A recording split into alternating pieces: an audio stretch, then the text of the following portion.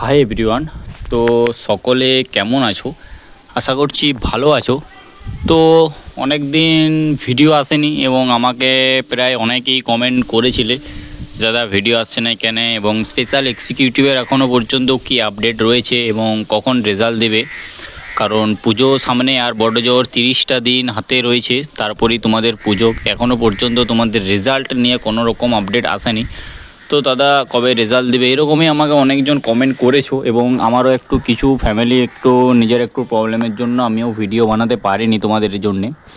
তো সেরকম ইম্পর্টেন্ট কিছু আপডেট আসেনি। তো কিছুদিন আগে একটা পেপারে যে ত্রিপুরাতে যে তোমাদের একটা পেপার কাটিং তোমাদের ভিডিও পাবলিক পোস্ট হয়েছিল, তো সেটা নিয়ে আজকে আলোচনা করছি।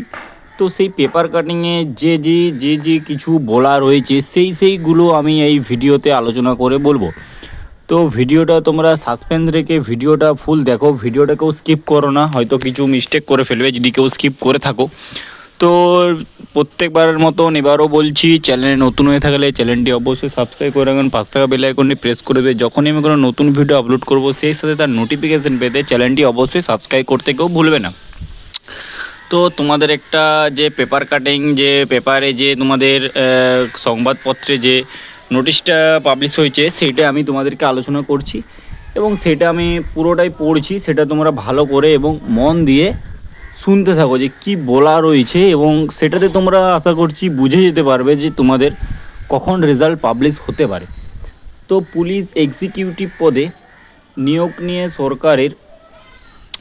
সরকারের তালবাহানার ক্ষুদ্র চাকরির প্রত্যাশী প্রার্থীরা 2023 সালের ভোট ঠিক আছে বৈতরণীর পর হাতে রাজ্যের বেকারদের ললিপপের মতো 1 মাসের মধ্যে নিয়োগ প্রক্রিয়া সম্পন্ন করা হবে বলে ঘোষণা দিয়েছিল সরকার। কিন্তু নিয়োগ ঘোষণার 4 বছরের পুলিশ এক্সিকিউটিভ পদে নিয়োগ প্রক্রিয়া সম্পন্ন করা হয়নি। এই নিয়োগ নিয়ে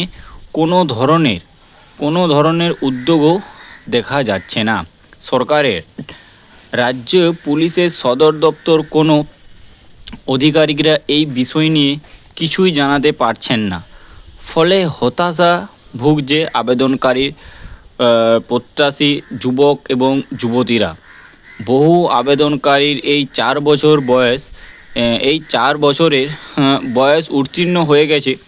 ঠিক আছে, পুলিশ এক্সিকিউটিভ পদের নিয়োগ নিয়ে গত কয়েক বছর আবেদনকারীরা বহুবার রাজ্যের মুখ্যমন্ত্রী থেকে শুরু করে পুলিশ সদর দপ্তর পর্যন্ত ডেপুটেশন, বিক্ষোভ, তারপর ধারণা আলোচনা সহ বিভিন্ন আন্দোলনে সংগঠিত করেছেন।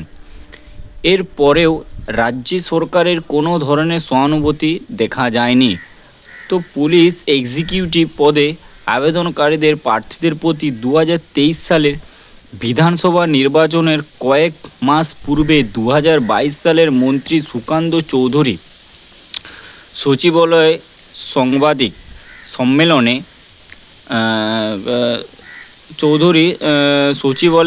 সাংবাদিক সম্মেলনের করে রাজ্যের 6069 তোমাদের যে পোস্ট রয়েছিল 6069টি পুলিশ এক্সিকিউটিভ পদের জন্য প্রার্থীদের কাছ থেকে আবেদনপত্র গ্রহণের ঘোষণা দিয়েছিল।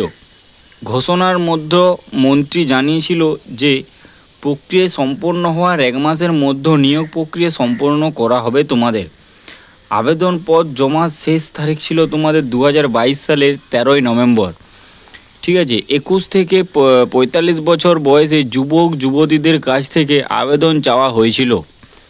বেতন ভাতা হিসেবে ধার্য করা হয়েছিল তোমাদের 11,000 টাকা প্রতি মাস।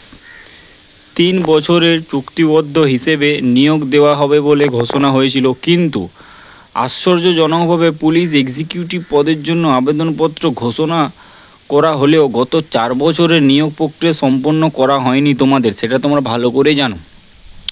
তো রাজ্য সরকার সিদ্ধান্ত নিয়েছিল যে রাজ্যের অপরাধ প্রবণতা কমানোর জন্য এসপি ও এর মতো এদেরও নিয়োগ করা হবে। তাদের মধ্যে আইন শৃঙ্খল রক্ষণাক পুলিশের সহায়ক হিসেবে যুক্ত করানো হবে। অনেকটাই গোয়েন্দা শাখার মতো কাজ করবে। একে অপরাধ প্রবণতা কমানো সহ অপরাধীদের গ্রেপ্তারের সহায়ক হবে পুলিশের।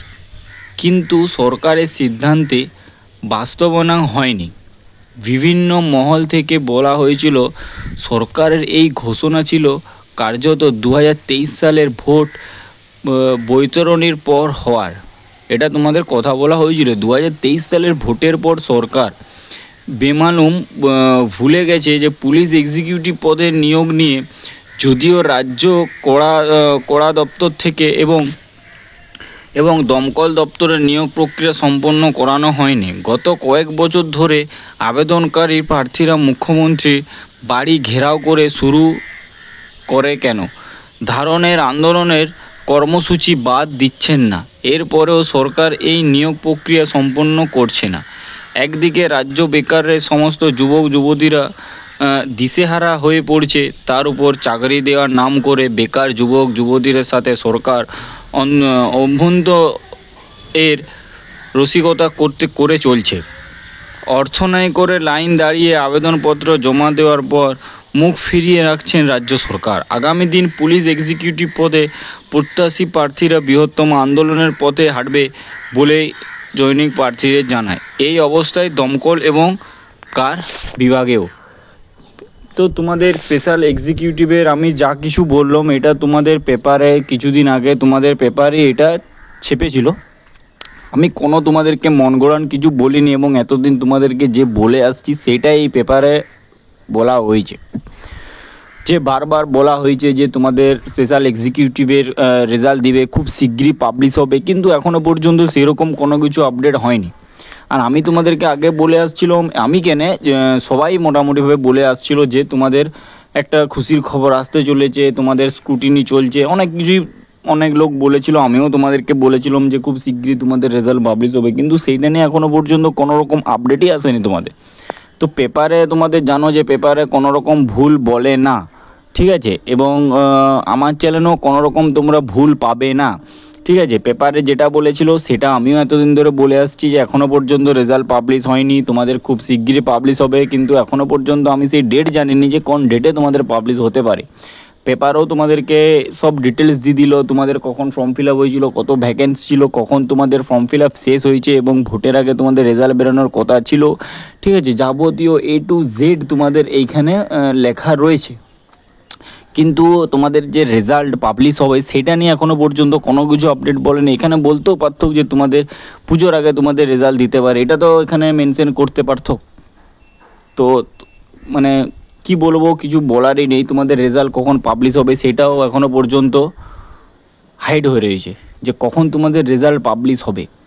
সবাইকার একটা ধারণা ছিল, এমনকি আমারও একটা ধারণা ছিল যে এতদিন যখন ওয়েট করলে আরও কিছুদিন পর্যন্ত ওয়েট করো, হয়তো তোমাদের পুজোর আগে তোমাদের কিছু আপডেট আসতে পারে বা পুজোর আগে তোমাদের কিছু রেজাল্ট আসতে পারে। সেরকম তোমাদের ফায়ারম্যান এবং দমকল বিভাগেও সেম প্রসেস চলছে এখনও পর্যন্ত, সেটারও কোনো কিছু আশা দেখা যাচ্ছে না। তো যাই হোক, আমাদের চ্যানেলের সাথে জুড়ে থাকার জন্য তোমাদেরকে সকলকে স্বাগত জানাচ্ছি এবং সকলকে ধন্যবাদ। আরও নেক্সট ভিডিওর জন্য অন্তত অপেক্ষা করো, কি টপিক নিয়ে ভিডিও আসছে সেটা তোমরা আমার চ্যানেলে থাকলে তোমরা বুঝতে পারবে। আশা করছি তোমাদের রেজাল্ট খুব শীঘ্রই যেন পাবলিশ হয়ে যায়, ঠিক আছে। তো যাই হোক, তোমাদেরকে যা নোটিশ এসেছে, কারণ আমার কাজ নোটিশ দেওয়া, তোমাদেরকে আপডেট দেওয়া তোমাদেরকে, সেই জন্যে আমি ভিডিওটা বানিয়ে বললাম। তো বেশ কিছু যদি ভিডিও আসছে না, সেটার মেন কারণ হচ্ছে একটু ফ্যামিলি প্রবলেম হচ্ছে, তারপর আমার একটু প্রবলেম হচ্ছে, ঠিক আছে। এই যে পুজো টুজো সামনে আসছে তো, এবং এরই সাথে নানা রকম প্রবলেম হচ্ছে, সেই জন্য ভিডিও বানাতে পারিনি। তো যাই হোক, এবার থেকে রেগুলারলি মেনটেন করব এবং তোমাদেরকে আপডেট দিয়ে যাবো। এখনও পর্যন্ত সেরকমই কোনো কিছু আপডেট আসেনি, তো কি বানাবো, এটা কিছুদিন আগে পেপার কাটিংটা পাবলিশ হয়েছিল, তো আমার বলা উচিত ছিল, সেই জন্য আমি তোমাদেরকে বানিয়ে বলছি। তো যাই হোক, এই ভিডিওটা আমি এখানে শেষ করছি। দেখা হবে নতুন ভিডিওতে। টাটা, জয় হিন্দ, জয় ভারত। ভালো থেকো, সুস্থ থেকো এবং প্রিপারেশন চালিয়েছো, প্রিপারেশনকে বন্ধ করো না।